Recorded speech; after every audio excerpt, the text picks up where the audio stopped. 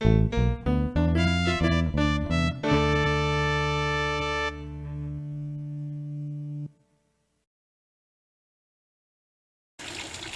everybody, Carpo here. Well, I fell in love with Red Lotus after my kratom vendor sent me some free lotus extract a few years ago, and just had a really interesting experience. So anyhow, I ordered some lotus seeds. I used to have them on my website. I don't know if they're still there, but these are red lotus seeds, also known as Nelumbo Nucifera, and they are extremely dense. So you can't just throw them in your pond. What you have to do is score the end. So if I can get this to focus, you score the end almost all the way down to the meat, but not totally. I got a little handful I'm going to throw them in right now. They all sunk. That's a good sign. So about a month and a half ago I threw a handful in here. And I just noticed that we have this growing here. There's actually two of them in there.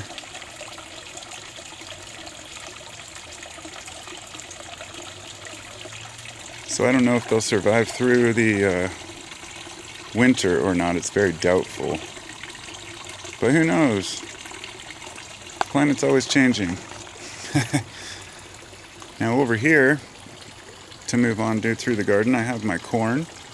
And it's doing rather well, I think. They're a little too close together, so they might be small, but this is, I can't remember the exact type, but you can definitely tell that, I'm pretty sure it was just a sweet corn.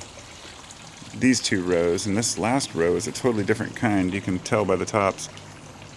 This is called candy corn. It's a totally different breed. And over here I've got all my tobacco, and I wanted to make a video talking about this. I've got my sweet peas over here, and we've harvested pretty much as much lettuce as we can. And now what I'm doing is letting the lettuce grow out, because a lot of people, they only know lettuce is, a head of lettuce. But if you let lettuce grow out, of course it flowers. So this one is starting to, bloom up to flower. Once it does, I'll be able to collect all the seeds I need for next year in my garden. And then I have some more corn planted right here because I didn't do enough rotation. Basically, I should plant in sections. I was going to make a separate video about this, but I mentioned tobacco in a previous video.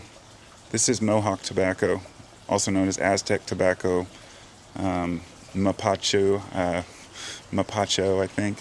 There's several different names for it, but I guess the technical name is Nicotiana Rustica, and it's traditionally used ceremonially, and it is strong stuff. The average leaf on this can be 9 to 10 times stronger than your standard tobacco that you would find, that's used in cigarettes. So this stuff is used for snuff or rape or hape, as they call it, which is something I'm working on right now. And hape has it's very interesting because you can mix several different types of herbs. It doesn't even have to contain tobacco.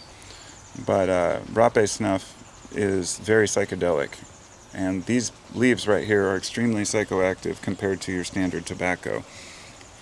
They contain MAOIs and DMT and a variety of other compounds in small quantities, but this mostly, not enough of any of them to really affect you as strongly as far as the DMT, but the MAOI will affect you if taken in conjunction with a DMT containing compound, which got me curious about whether or not you can actually make a psychedelic snuff like that, which you indeed can.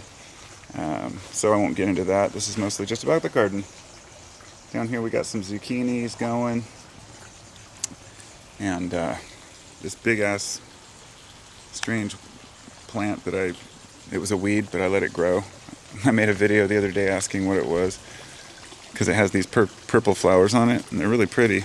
Then they drop off and turn into these balls of seeds. Let's see. Yeah. So I'm gonna try to get rid of the seeds before they pollute my whole garden, but I just love the plant.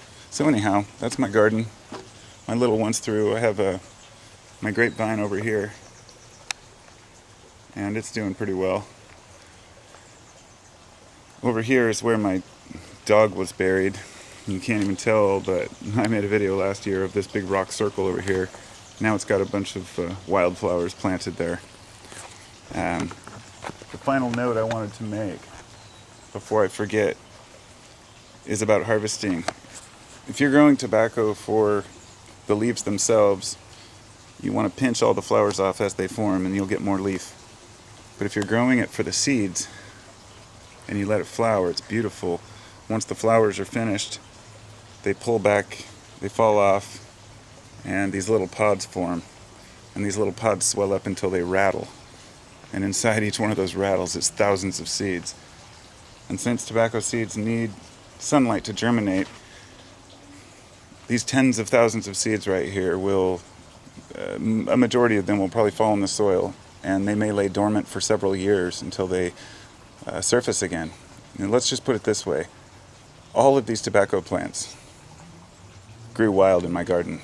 I didn't plant a single one of these this year. And there are so many of them. There's even a bunch I got rid of. There's a bunch over here too. I transplanted some of them over into this area just to keep them in one zone, but these are hardy, easy to grow, and amazing plants. So I'm going to let people know when I get more into this yage, or this rape, sorry, this snuff idea, because I think it's pretty fascinating. I used to be a smoker, but that gives you a tainted view of what tobacco is. And now I understand that it's considered the mother of all plants. It's one of the main 7 original plants by, so many different tribes and traditions, used it ceremonially. So, used properly with grounding and intention, I suppose it's very beneficial, but that's for another time. So there's my garden. Thanks for coming along. I'll talk to y'all soon.